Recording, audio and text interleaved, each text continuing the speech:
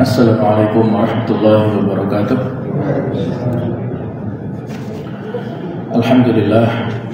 Alhamdulillahirabbil alamin wal 'aqibatu lil muttaqin wala 'udwana illa 'alal zalimin. Asyhadu an la ilaha illallah wahdahu la syarika lah wa asyhadu anna Muhammadan 'abduhu wa rasuluh la nabiyya ba'dah. Allahumma shalli wa sallim ala habibina wa qudwatina wa maulana Muhammad wa ala alihi wa sahbihi ajma'in. Allahumma inna nas'aluka ilman nafi'a wa na'udzubika min 'ilmin la yanfa'. Subhanaka la 'ilma lana illa ma 'allamtana innaka antal 'alimul hakim wa tub 'alaina innaka antat tawwabur rahim. Amma ba'd. Para jamaah hadirin hadirat rahimakumullah, marilah kita lanjutkan kajian dari kitab At-Tafsir Al-Munir karangan Profesor Dr. Wahbah As-Suhaili.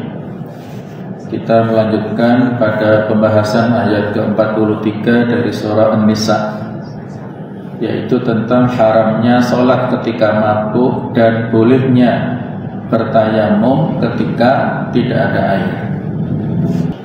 Yaitu tentang haramnya sholat ketika mabuk dan di dalamnya ada pensyariatan tayamum pada saat kita hendak melaksanakan sholat dan tidak menemukan air. Ayat ini dilatar belakangi oleh peristiwa terjadinya suatu keadaan di mana beberapa orang sahabat diundang dalam sebuah perjamuan makan oleh Abdurrahman bin Auf, dan setelah perjamuan tersebut di sela-selanya ada khamr yang disuguhkan, dan memang itulah kebiasaan masyarakat pada saat itu. Dalam acara makan minum tidak lepas dari kebiasaan minum khamr yang saat itu memang belum dilarang secara total. Nah, setelah minum khamr dan tiba waktu sholat, mereka mengadakan sholat berjamaah, dan saat itu Ali bin Abi Thalib diperintah oleh tuan rumah untuk menjadi imamnya.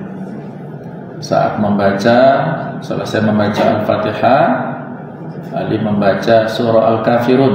Nah, ternyata akibat mabuknya itu ayat yang dibaca tidak sesuai dengan apa yang ada dalam Al-Quran. Qul ya ayyuhal kafirun la a'budu ma ta'budun wa nahnu na'budu ma ta'budun.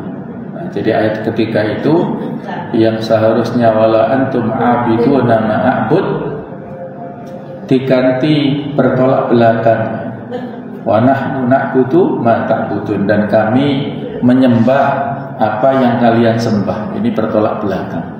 Akhirnya turunlah ayat ini, ya ayyuhalladzina amanu la taqrabus sholata wa antum sukara hatta ta'lamu ma taqulun. Wahai orang-orang yang beriman, janganlah kalian mendekati sholat pada saat kalian dalam kondisi mabuk, dalam keadaan mabuk, sampai kalian tersadar mengetahui apa yang kalian katakan.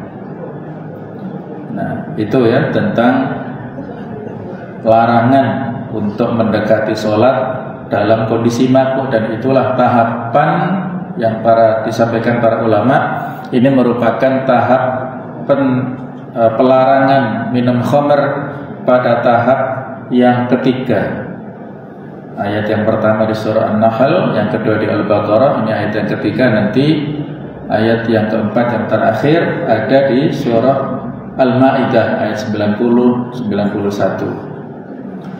Nah, inilah sebab turunnya, yang di dalamnya ada perintah untuk bersuci dengan tayamum ketika tidak ada air. Nah, berikutnya yaitu tentang fikih kehidupan atau hukum-hukum. Haramnya sholat dalam keadaan mabuk, baik karena minum khamr atau yang lainnya.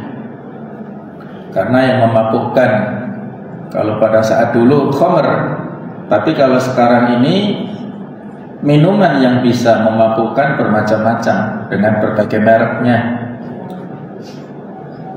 Ada juga narkoba dan juga berbagai macam jenisnya. Aturan ini adalah sebelum diharamkannya khamr secara tegas. Pada masa awal Islam datang, khamr masih dibolehkan. Dan setelah dilarang, para sahabat pun menghentikan kebiasaan minum khamr tersebut. Dan seperti itulah kebiasaan ataupun tasyri' dalam hal hukum-hukum Islam. Ada tahapan, karena kebiasaan yang dilakukan oleh masyarakat jahiliyah dalam melakukan sebuah tradisi itu sudah mendarah daging, sudah luar biasa, menjadi kebiasaan sehari-hari. Kalau diperintahkan atau dilarang secara total dalam waktu satu tahapan saja, mereka tidak sanggup. Maka perlu ada tahapan-tahapan. Nah, seperti itu juga yang bisa kita ambil pelajaran ya pada saat kita ingin berhenti dari sebuah tradisi ataupun kebiasaan yang tidak sesuai dengan ajaran Islam, maka perlu ada tahapan-tahapan untuk mengkondisikan diri kita dan juga supaya tidak kaget ya. Jadi ada tahapan-tahapannya. Nah, alasan haramnya orang mabuk melakukan sholat ini adalah sebagaimana yang disebutkan pada ayat tersebut ya, hatta ta'lamu ma taqulun, yaitu karena dia tidak menyadari bacaannya. Doa dan zikir-zikir dalam sholat yang dibaca, inilah yang sudah kita kupas kemarin ya, kalau tidak bisa memahaminya dikarenakan karena faktor mabuk dalam ayat ini, maka kita pun juga sebisa mungkin berusaha untuk memahami ayat-ayat ataupun zikir-zikir yang kita baca dalam sholat, mengerti artinya. Maka harus kita pahami dan harus, ya kalau belum paham harus kita pelajari supaya kita bisa menyadari apa yang sedang kita baca dan bisa, ini kan doa ya, sholat itu adalah artinya doa dari awal sampai akhir itu. Maka sebagai wujud di antara persyaratan doa adalah memahami apa yang kita baca. Nah, khususnya sholat yang merupakan ritual khusus antara interaksi kita dengan Allah Subhanahu wa Ta'ala. Dan orang yang mabuk tidak mengetahui apa yang diucapkan. Ada sebagian pakar tafsir yang memahami bahwa ayat ini menunjukkan kewajiban membaca bacaan-bacaan wajib dalam sholat. Larangan melakukan sholat dalam keadaan mabuk hingga orang tersebut memahami apa yang diucapkan. Berarti apa yang seharusnya diucapkan itu adalah sesuatu yang wajib, yang tidak sah apabila tidak diucapkan atau ada kekeliruan dalam mengucapkannya. Namun kewajiban membaca bacaan-bacaan wajib dalam sholat ada dalilnya tersendiri, bukan berdasarkan ayat ini. Kalau isyarat yang ada dalam Al-Quran sifatnya umum, di antaranya di surah Al-Ankabut ayat ke-45 Allah berfirman, "Utlu ma uhiya ilaika minal kitab wa aqimis shalah." Wahai Muhammad, bacalah apa yang diwahyukan kepadamu dari Al-Quran dan tegakkanlah sholat. Jadi ini ada isyarat Nabi diperintahkan untuk membaca Al-Quran di dalam sholat. Dan lebih tegas lagi disebutkan dalam hadis-hadis Nabawi bagaimana tata cara kita melakukan sholat adalah mengikuti petunjuk beliau. Shallu kama ra'aitumuni usalli, sholatlah kalian sebagaimana aku sholat. Nah, penekanan larangan ayat ini adalah janganlah kalian melakukan sholat hingga kalian berada dalam tingkat kesadaran dan kepahaman yang tinggi, yang memungkinkan kalian bermunajat dan menghadap kepada Allah Subhanahu wa taala. Tidak boleh ngelamun ataupun tidak boleh ya memikirkan hal-hal yang di luar sholat.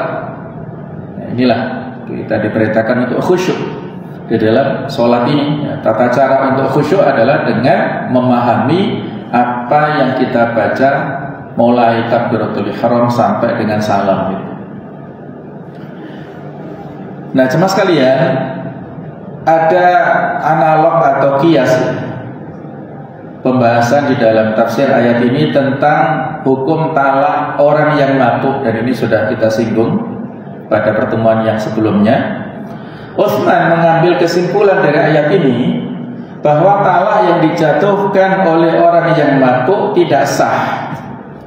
Ibnu Abbas, Qaus, atau Al-Qasim dan Rabi'ah juga diriwayatkan mempunyai pendapat seperti ini.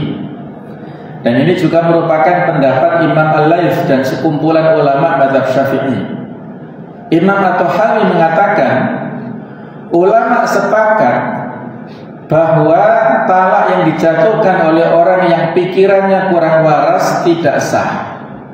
Orang yang mabuk termasuk orang yang pikirannya kurang waras, sama seperti orang was-was yang dibingungkan dengan perasaan was-wasnya. Namun Syekh Wahbah Zuhaili mencantumkan bahwa mayoritas ulama mengatakan bahwa talak yang dijatuhkan oleh orang yang sedang mabuk itu hukumnya sah. Begitu juga dengan semua perbuatan akad-akadnya, hukumnya sama dengan yang dilakukan oleh orang yang sadar dan terjaga. Alasannya taghlidhan alaihi, ini menjadi semacam tamparan yang berat ataupun iqab, sanksi ya. Karena mabuknya ini kan sebuah kesengajaan. Orang yang mabuk-mabukan ini sengaja minum, tidak ada paksaan. Dia minum dengan sendirinya, kemudian dampak dari minumnya itu dia menjadi mabuk, dan dengan mabuknya dia melakukan atau mengatakan sesuatu, termasuk dalam hal ini talak kepada istrinya. Nah, maka dikatakan di sini mayoritas ulama menyebutkan orang yang dalam kondisi mabuk talaknya sah, tetap jatuh talak, tidak dikategorikan seperti orang yang tidur atau seperti orang yang gila ya. Kalau dalam hadis kan fi al-qalamu an-thalas, pulpen diangkat dari 3 kondisi, 3 keadaan. Orang-orang melakukan aktivitas dalam 3 kondisi ini tidak tercatat amalannya. Yang pertama anis-sabi hatta yablugh, dari anak kecil sampai dia balik. Jadi anak kecil tidak dicatat amal-amal perbuatan apakah baik atau buruk, belum dicatat. Yang kedua wa anil majnun hatta yafiq, dari orang gila sampai dia sadar. Yang ketiga adalah wa anin naim hatta yastaiqid, dari orang tidur sampai dia terbangun. Ini 3 kondisi yang disebutkan secara eksplisit dalam hadis. Nah, kemudian kan ulama mengkias-kiaskan tadi. Nah, apakah orang yang mabuk bisa dianalogkan, dikiaskan kepada orang gila?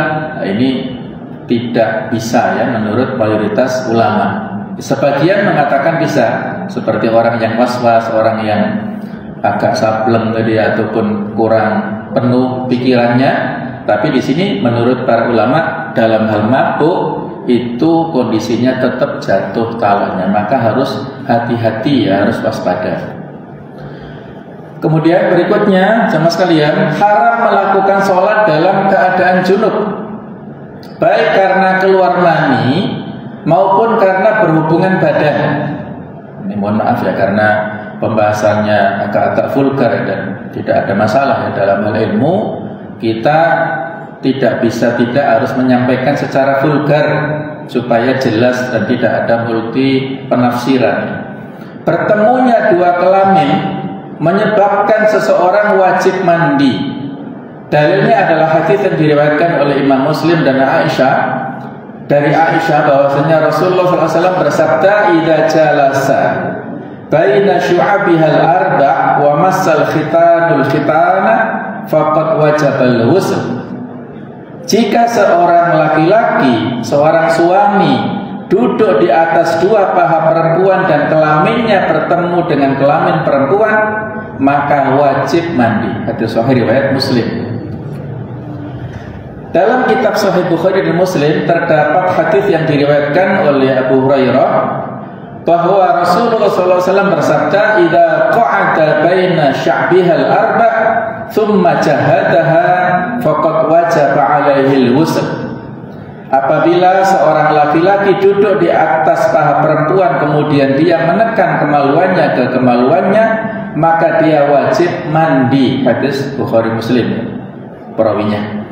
Dalam Sahih Muslim terdapat tambahan, meskipun tidak keluar mani, Tabi'un dan juga para ulama setelahnya sepakat menggunakan hadis yang lain. Ada hadis yang populer, "Idzal taqal khitanani faqad wajabal ghusl." Apabila dua kemaluan bertemu maka wajib mandi. Ini sebagai dalilnya, walaupun tidak sampai keluar mani. Nah, jadi inilah yang mewajibkan orang ini harus mandi junub atau mandi besar. Nah, orang yang junub ini tidak boleh sholat kecuali setelah mandi. Namun bagi musafir yang junub boleh bertayamum. Dalam suatu permukiman biasanya mudah ditemukan air, sehingga orang mukim yang junub diwajibkan mandi. Manakala dalam perjalanan biasanya sulit menemukan air. Oleh sebab itu, orang musafir yang junub boleh bertayamum jika tidak menemukan air. Menurut mazhab Hanafi, seorang musafir yang junub tidak boleh memasuki atau melewati masjid kecuali setelah bertayamum. Ini beda dengan mazhab yang lain, ya. Imam Malik dan Syafi'i membolehkan orang yang junub melewati masjid. Dalilnya adalah hadis yang diriwayatkan oleh Imam hadis yang 6 dari Abu Hurairah bahwa bersabda, "Innal mu'min la yanjizu." Seorang mukmin itu tidak najis secara hakiki, ya. Jadi mukmin ini tidak najis, adapun pada saat dia kondisi junub ini berhadas. Hadas ini ibaratnya najis yang hukmi ataupun maknawi yang tidak terlihat. Sedangkan kalau najis itu sifatnya adalah najis hakiki yang terlihat. Jadi inilah bedanya kalau orang mukmin dalam kondisi yang junub ini ada perbedaan pendapat yang menurut jumhur adalah boleh hanya melewati saja, ila abiri sabil, kecuali hanya melewati. Kemudian diperkuat lagi bahwasanya pada zaman dulu pintu rumah para sahabat ini langsung bersambung dengan Masjid Nabawi, sehingga jika mereka junub pasti melewati masjid. Kondisi Madinah saat itu sangat padat dan banyak pemukiman di dekat Masjid Nabawi, tidak seperti sekarang yang begitu longgar dan ada perluasan, ya, sehingga nyaman kita pakai untuk beribadah. Nah, kalau pada zaman dahulu rumah-rumah para sahabat banyak yang di samping kanan kiri masjid, sehingga ketika mereka akan melewati menuju ke tempat sana harus melewati masjid ini.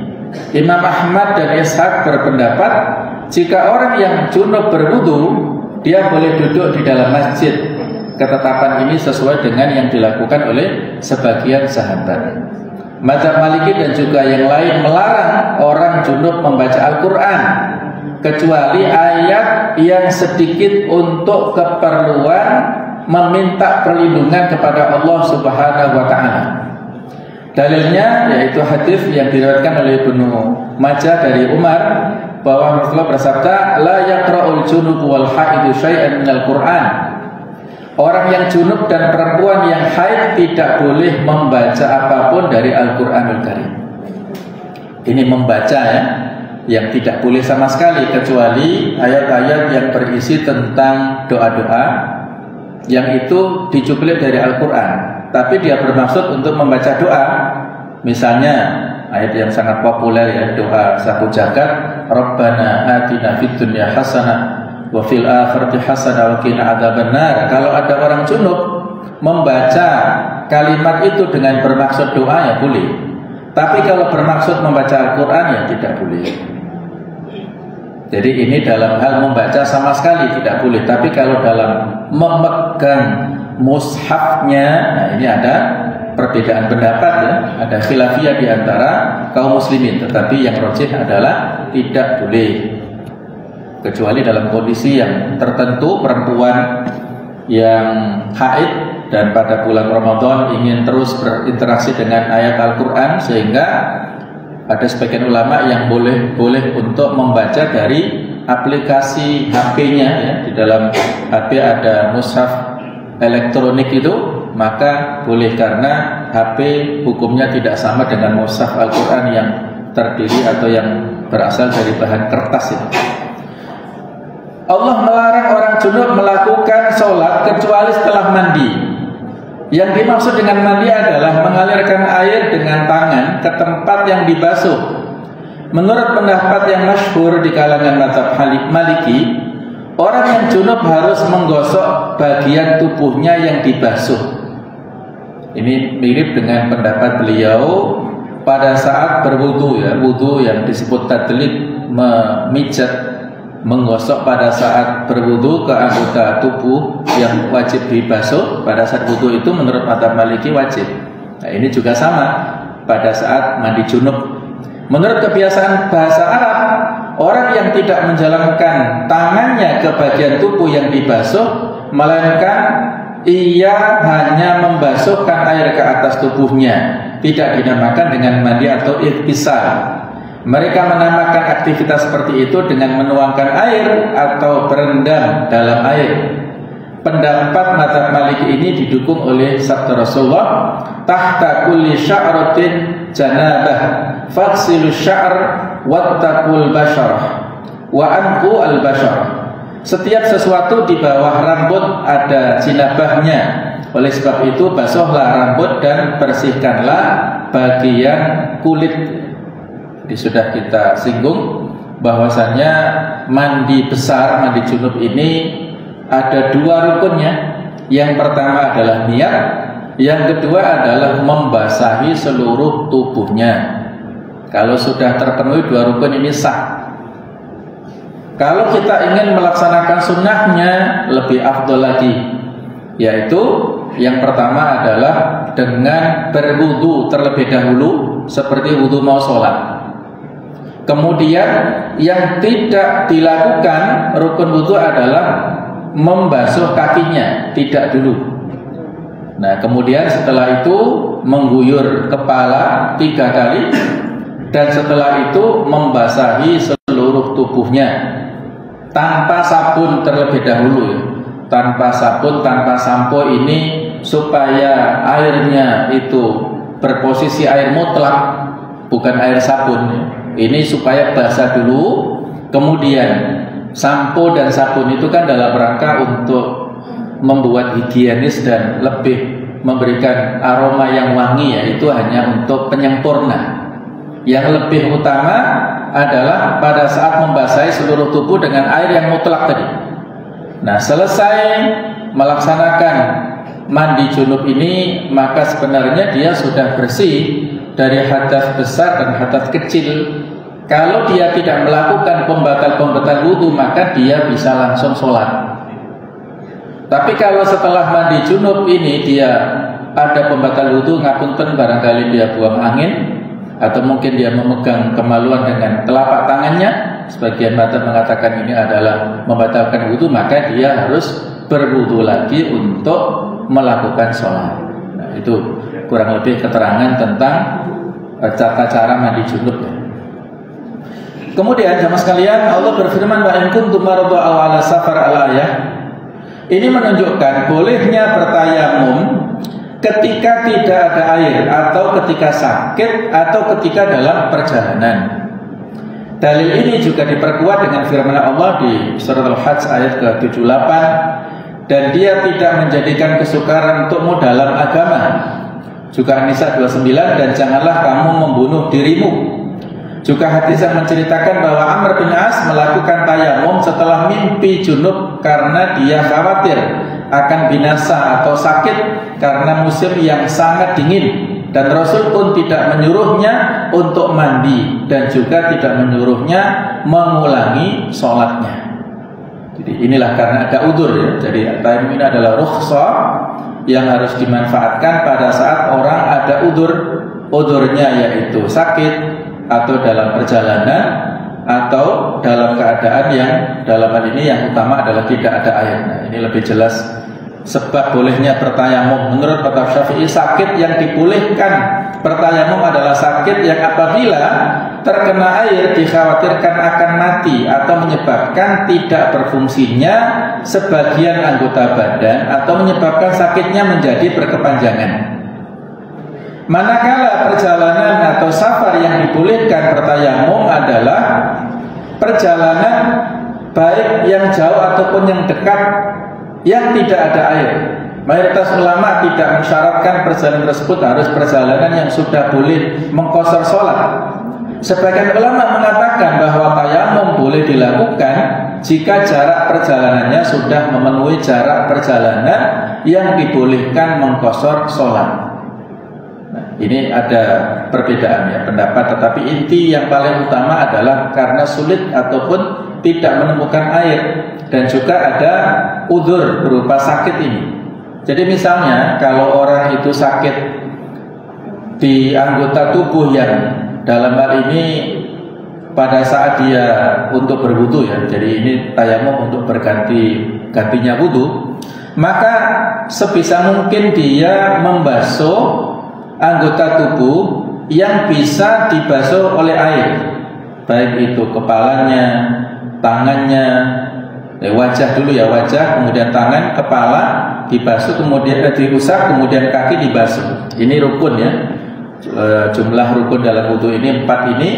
Kemudian kalau ada seseorang yang misalnya kecelakaan, kakinya diperban yang apabila kena air menjadi susah untuk sembuh, maka hanya diusap saja, dilewati yang luka-luka itu, kemudian diusap saja. Dan untuk menyempurnakan apa yang belum sempurna dibasuh itu, maka disempurnakan dengan tayamum. Jadi di samping wudu membasuh apa yang bisa dibasuh, ketika masih ada sebagian yang tidak bisa dibasuh, maka disempurnakan dengan tayamum. Tayamum sebagai pengganti anggota tubuh yang tidak dibasuh tadi. Nah itulah ya tata caranya. Kalau otomatis semua misalnya ya tidak bisa dibasuh, maka otomatis bisa langsung diganti dengan tayamum. Berikutnya, apakah hadas merupakan salah satu faktor yang membolehkan seorang bertayamum? Ada pendapat yang mengatakan bahwa hadas merupakan salah satu penyebab dibolehkannya tayamum berdasarkan firman Allah, auja ahadum minkum minal ghaid. Kata au yang berarti atau pada kalimat ini diartikan dengan wawu, artinya dan, sehingga maksudnya adalah jika kalian sakit atau dalam perjalanan dan kalian datang dari tempat buang air hadas, maka bertayamumlah. Dengan demikian, menurut pendapat ini, faktor yang mewajibkan tayamum adalah hadas, bukannya sakit dan perjalanan atau safar. Sehingga ayat ini menunjukkan bahwa tayamum juga boleh dilakukan ketika bermukim sebagaimana keterangan sebelumnya. Namun menurut Imam Al-Qurtubi, beliau berpendapat, pendapat yang sahih adalah kata penghubung atau itu au memberikan arti pilihan, sehingga makna yang dimiliki oleh kata penghubung au atau dan kata penghubung wawu adalah berbeda.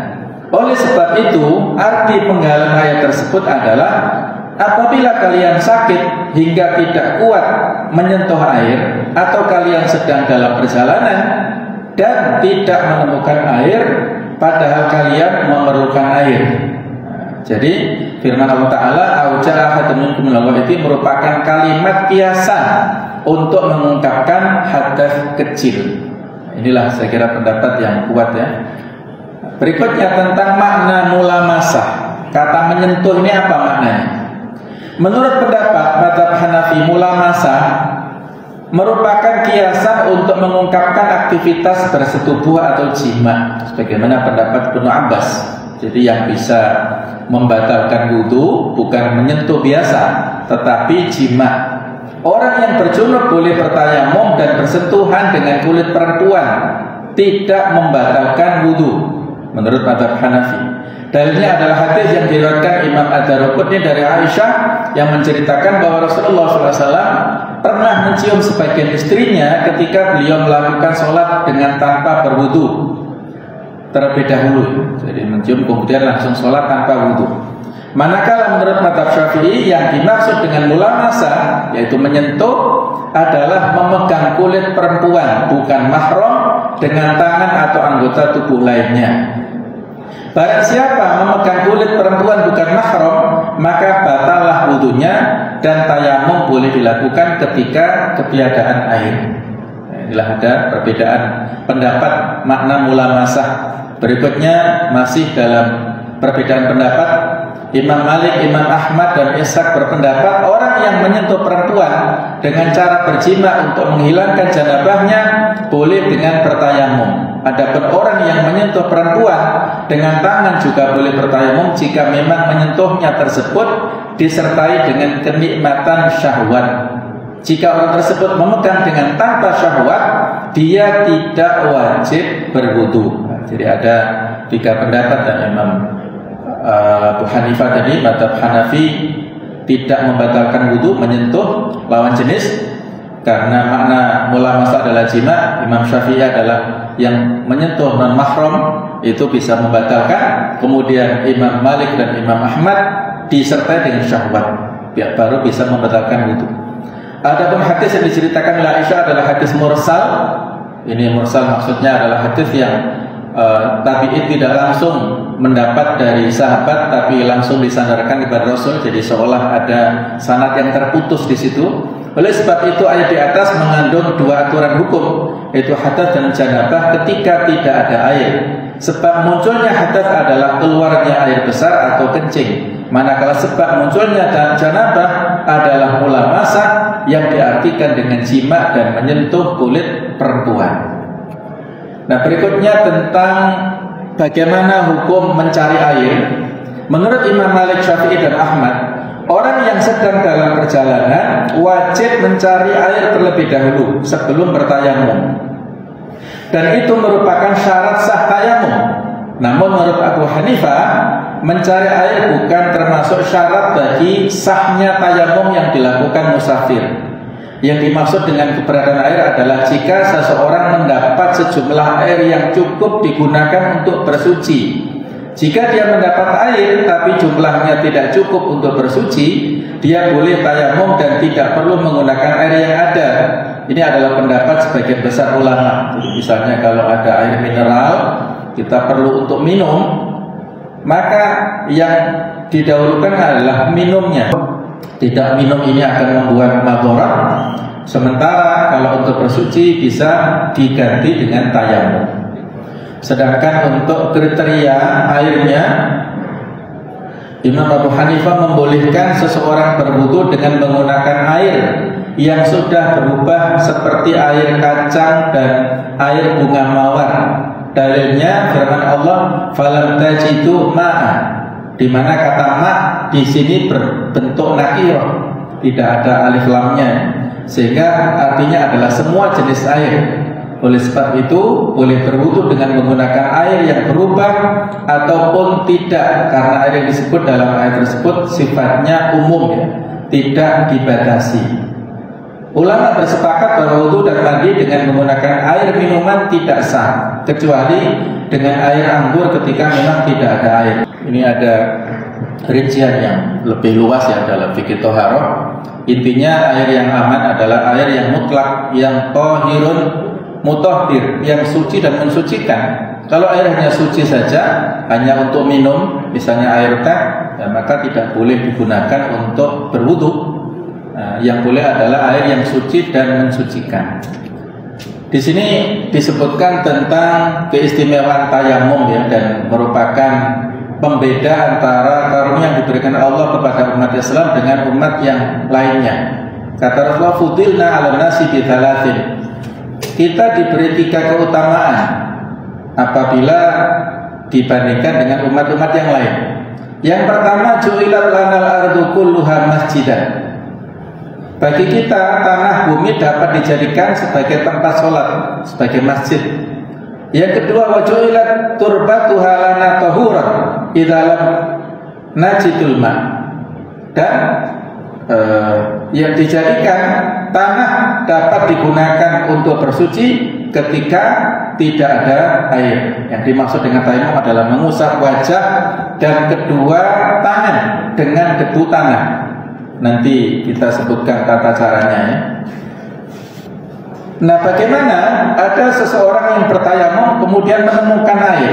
Nah, ulama sepakat bahwa tayamum tidak dapat menghilangkan janabah dan hadas. Apabila orang bertayamum karena janabah atau hadas menemukan air, maka ia kembali dihukumi orang janabah atau berhadas. Dalilnya itu sabda Rasulullah, "Idza wajadtal ma' fa amissahu jildaka." Apabila kamu menemukan air, maka basuhlah kulitmu dengan air itu.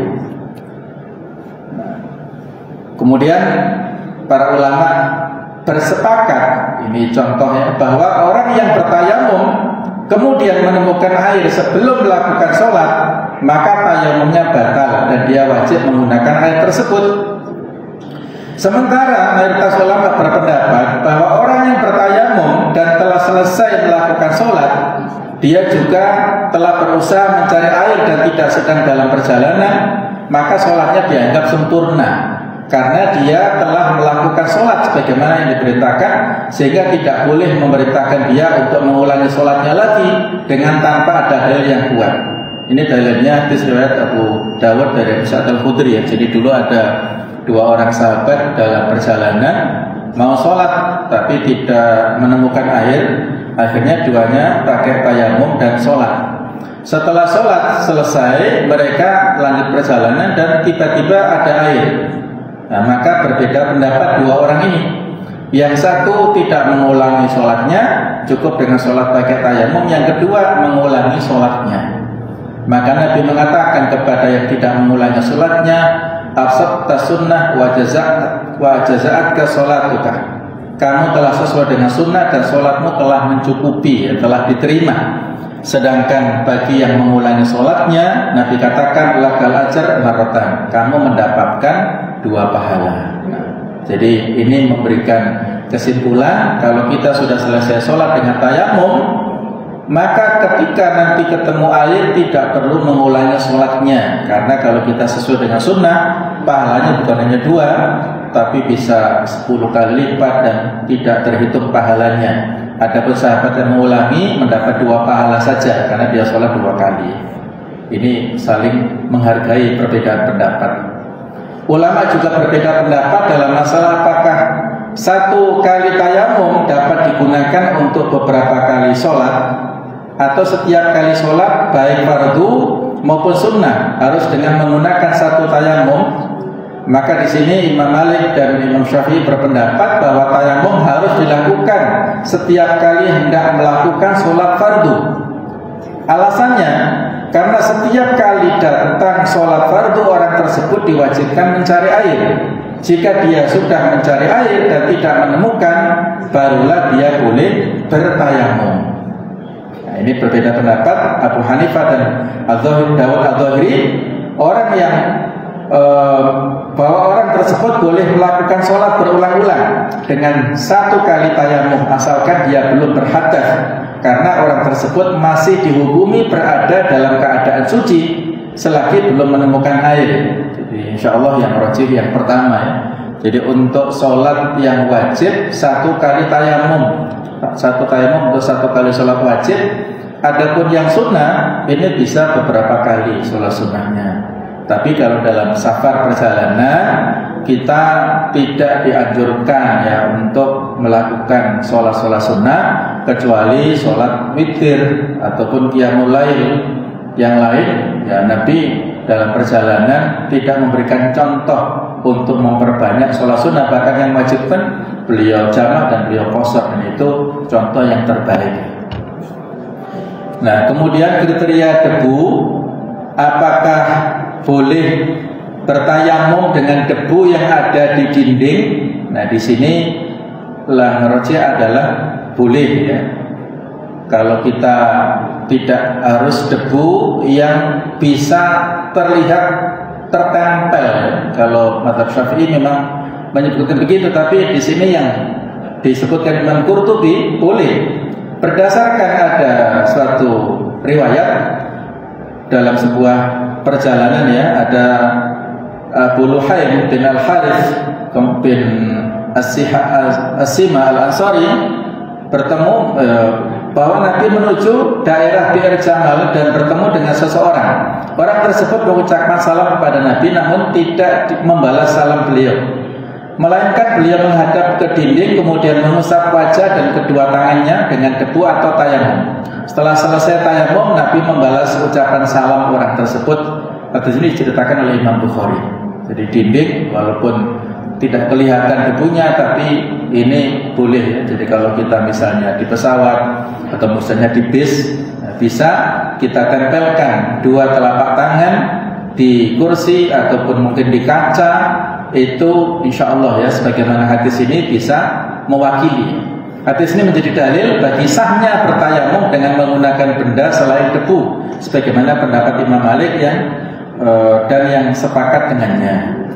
Nah, sedangkan tata cara tayamum ini ada perbedaan pendapat dalam hal apakah sampai pergelangan ataukah sampai siku. Jadi kalau menurut mazhab Syafi'i ini sampai mengusap hingga siku, sedangkan menurut mazhab Maliki dan Hambali hanya sampai pergelangan tangan saja. Dan berapa kali tepukan, ini ada perbedaan pendapat. Kalau mazhab Hanafi dan Syafi'i ini berpendapat tayamum dilakukan dengan 2 kali tepukan untuk mengambil debu, 1 tepukan untuk wajah dan 1 tepukan lagi untuk kedua tangan. Dan ini adalah hadis yang diceritakan oleh Ibnu Umar. Mazhab Maliki dan Hambali berpendapat bahwa tepukan yang wajib adalah tepukan yang pertama, yaitu dengan cara meletakkan telapak tangan pada debu. Adapun tepukan kedua adalah sunnah. Jadi ada 2 cara ya, kita bisa memilih. Kita baca basmalah dulu dengan niat untuk bertayamum, kemudian kita tepukkan kedua telapak tangan dan kita usap wajah terlebih dahulu ya. Wajah ini terlebih dahulu. Ini kalau mazhab Syafi'i, ketika 1 tepukan untuk wajah dan 1 tepukan untuk mengusap sampai dengan siku. Ya, sampai dengan siku. Adapun mazhab Maliki dan Hambali di sini hanya 1 kali tepukan bisa untuk wajah dan pergelangan tangan saja sampainya ya, tidak sampai siku. Ini bisa kita pilih ya, dua-duanya juga boleh ya. Artinya kita pilih salah satu ya di antara 2 pendapat. Sesekali pendapat ini, pendapat itu juga boleh sama-sama. Semuanya adalah berdasarkan ijtihad dan ada dasarnya. Kalau di sini Ibnu Umar ya, itu ada mengatakan hadis mauquf pada Ibnu Umar. Inilah jemaah sekalian yang bisa kita bahas sebagai kelanjutan dari ayat 43 surah Al-Imran. Mudah-mudahan bisa memberikan pemahaman kepada kita tentang tafsir dari ayat ini, dan mudah-mudahan bisa kita laksanakan dengan sebaik-baiknya dalam kehidupan. Semoga bisa memberikan kekuatan keilmuan kepada kita dan semangat untuk selalu talabul ilmi kepada kita semuanya. Mudah-mudahan kita istiqomah dalam kebaikan. Mudah-mudahan Allah Ta'ala mewafatkan kita semuanya dalam keadaan husnul khatimah, dipertemukan di surganya Allah Subhanahu Wa Ta'ala. Mohon maaf kalau ada khilafan. Subhanakallahumma wa bihamdik, asyhadu an la ilaha illa anta, astaghfiruka wa atubu ilaik. Wassalamualaikum warahmatullahi wabarakatuh.